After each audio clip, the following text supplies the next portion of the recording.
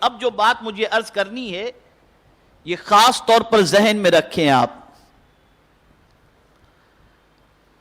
اور وہ بات یہ ہے کہ جو کچھ اس وقت ہمارے ملک میں ہو رہا ہے وہ کسی سے چھپا نہیں۔ بہت سارے داڑھی والوں کو، برقعے والیوں کو، ٹوپی والوں کو پکڑا جاتا ہے اور کفریہ نعرہ لگانے کے لیے ضد کی جاتی ہے کہ یہ کہو۔ تو ایسی سچویشن کے لیے قرآن کا کیا حکم ہے؟ ایک مسلمان اگر ایسی سچویشن میں پھنس جائے تو کیا اس کے حوالے سے بھی قرآن کا کوئی دستور ہے؟ تو میرے پیارے آقا صلی اللہ تعالی علیہ وسلم کے پیارے دیوانوں، اس پر آیے کریمہ موجود ہے۔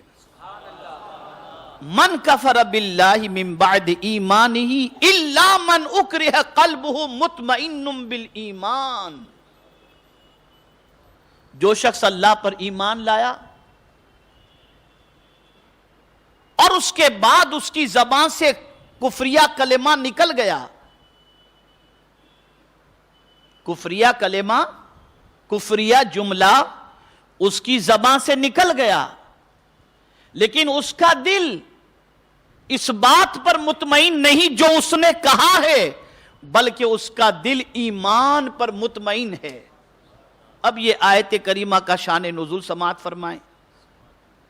مکے کے بہت سارے ایسے لوگ تھے جو صحابہ کرام علیہم الرضوان کے ایمان لانے پر، حضرت خباب، حضرت بلال، حضرت خبیب، حضرت عمار، حضرت یاسر، حضرت سمیہ رضی اللہ تعالی عنہ،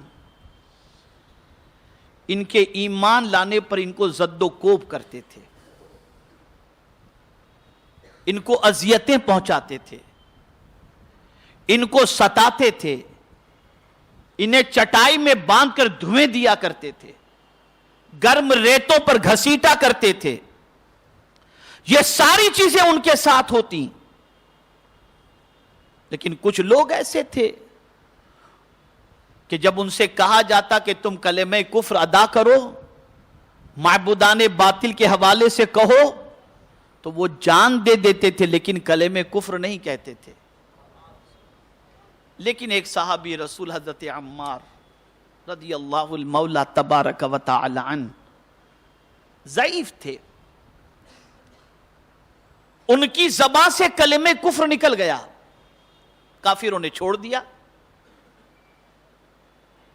کلمہ کفر ان کی زبان سے نکلا، کافروں نے چھوڑ دیا، ضعیف تھے وہ۔ اب ہوا یوں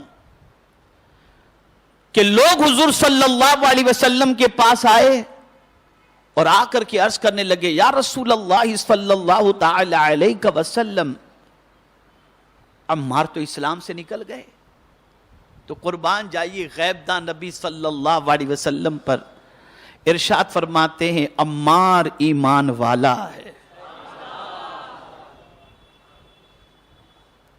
تھوڑی دیر گزری تھی کہ وہ دوڑے ہوئے آئے حضور صلی اللہ علیہ وسلم کی بارگاہ میں اور عرض کرنے لگے، یا رسول اللہ صلی اللہ علیہ وسلم، میں تباہ ہو گیا، میں برباد ہو گیا۔ آقا کریم صلی اللہ علیہ وسلم نے ارشاد فرمایا، کیا ہوا؟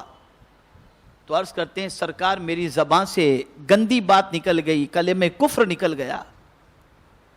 تو میرے آقا صلی اللہ علیہ وسلم نے فرمایا، یہ بتاؤ جب تم کلمہ کفر کہہ رہے تھے اس وقت تمہارا دل ایمان کے سلسلے میں کیا کہہ رہا تھا؟ کہا حضور دل ایمان پر مطمئن تھا۔ سرکار نے فرمایا، تم مومن ہو، تم مومن ہو۔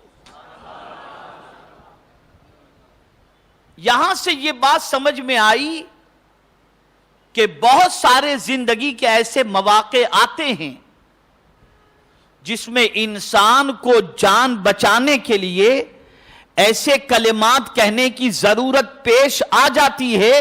ہاں، اس کا مقام کیا کہنا جو جان دینے کے لیے تیار ہو جائے لیکن کلمہ کفر نہ کہے۔ لیکن اسلام اتنا آسان مذہب ہے کہ یوں جلدی سے اپنے دائرے سے کسی کو نکلنے نہیں دیتا، بلکہ اگر کوئی جان بچانے کے لیے یہ کہہ دے تو قرآن اس کے ایمان کی گواہی دیتا ہے۔ لیکن شرط یہ ہے کہ دل اس کا ایمان پر جمع ہوا ہونا چاہیے.